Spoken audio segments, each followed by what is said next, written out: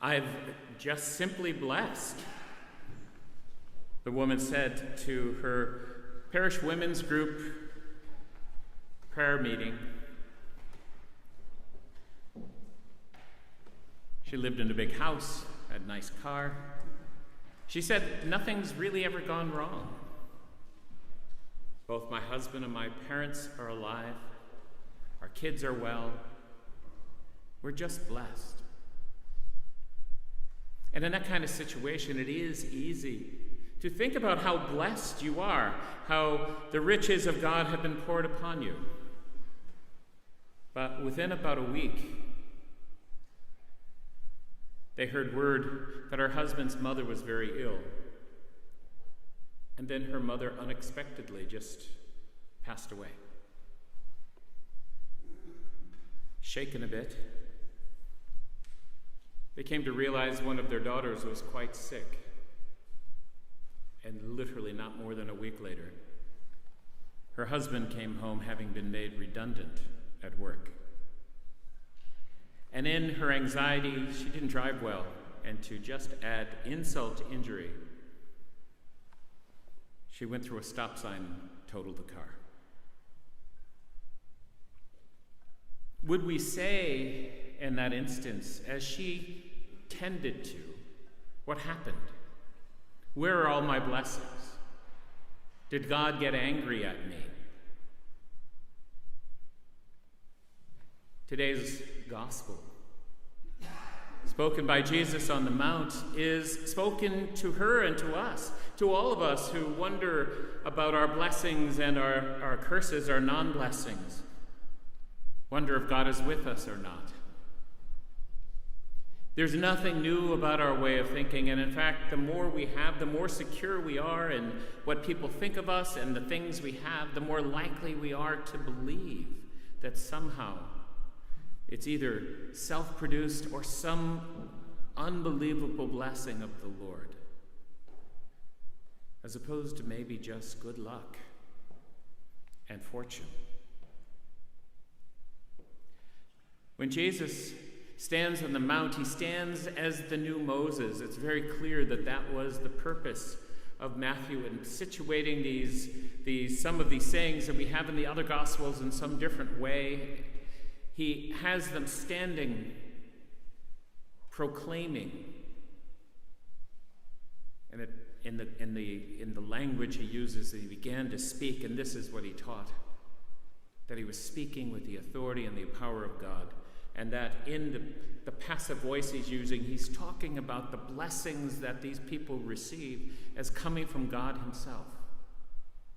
And he says things that we wouldn't expect. Blessed, happy are the poor in spirit. Happy, blessed are the gentle. Happy are those who mourn. We know these Beatitudes. We read them at weddings and funerals. But yet they should still strike us not as nice, but shocking to the way we often think. Happy are those who mourn. Those who have lost loved ones, who are dealing with grief. Happy are the poor in spirit. And what could Jesus possibly mean, especially in these first four Beatitudes? He's talking about the human condition. And I think what he's talking to us about is that we do have a tendency to believe that our wealth, our gifts, those things we have around us protect us, are our armor against evil and bad, and in fact, they just are things.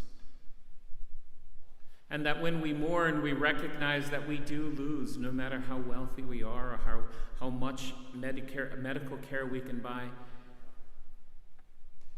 When we mourn someone we've lost, we've entered into the fullness of our humanity.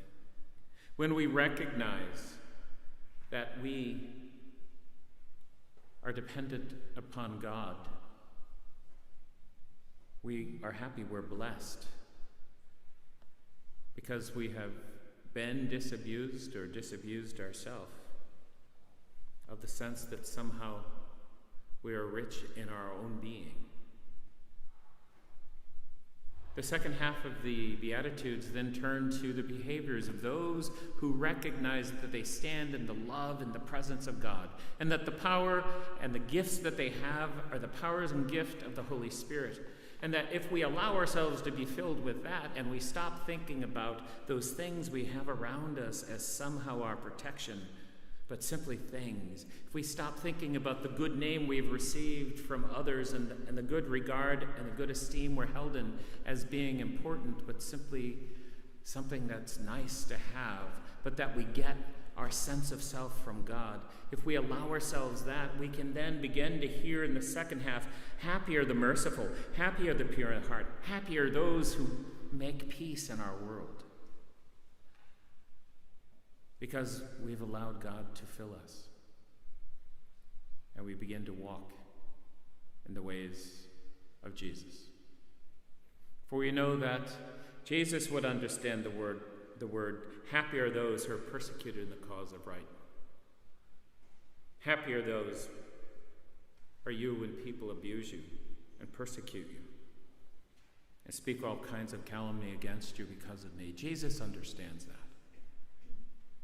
And he understands that he could walk through hardship and difficulty and pain and suffering, not because they're good, and not because he liked them, and not because they weren't hard and difficult and filled with suffering, but because he walked with God.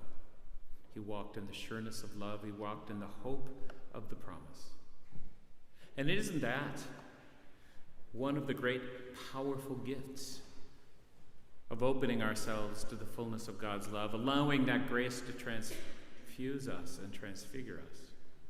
For if we do that, if we allow God to ever more fully into who we are not scared in the face of earthly power. We don't tremble at threat to our well-being. Dictators quake in fear when people aren't afraid of them. And isn't that what we see in Jesus? Isn't that what we see in the martyrs of the early church? Laughing at the animals come to tear them apart in the Colosseum. Not because the animals were funny, it's because they had no fear. They knew they were facing death. They had no fear. Jesus is giving us these Beatitudes to bring us comfort and to bring us hope, but hopefully to allow us to open our hearts and be transformed by grace. I spoke of this woman at the beginning who was startled by the impact of change in her life. My grandfather owned a factory in New England. He made textiles, and he tried to stay north when everything was moving south, when unionization and high wages were killing them up there in Massachusetts. And one day, on a Sunday evening, he and my grandmother were visiting my parents. I had 3 or 4 little kids running around at home, and there was a knock on the door. My grandfather went down to talk and came back up and said to my grandmother, "Helen, I think it's time for us to go now." And she goes, No, we have a little more time. She's like, No, Helen, it's time for us to go. She said, No, we still have more time. We always stay a little later. He said, Helen, we're walking. They just took the car. They lost everything. Not a single thing they owned was in their own name. It was all in the name of the company, and the company was gone.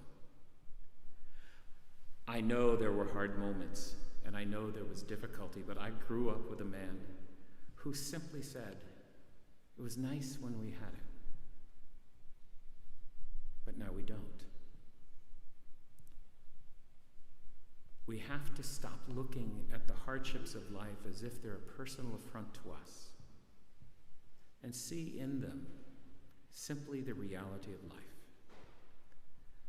Hopefully, in doing so, we can open our hearts and allow grace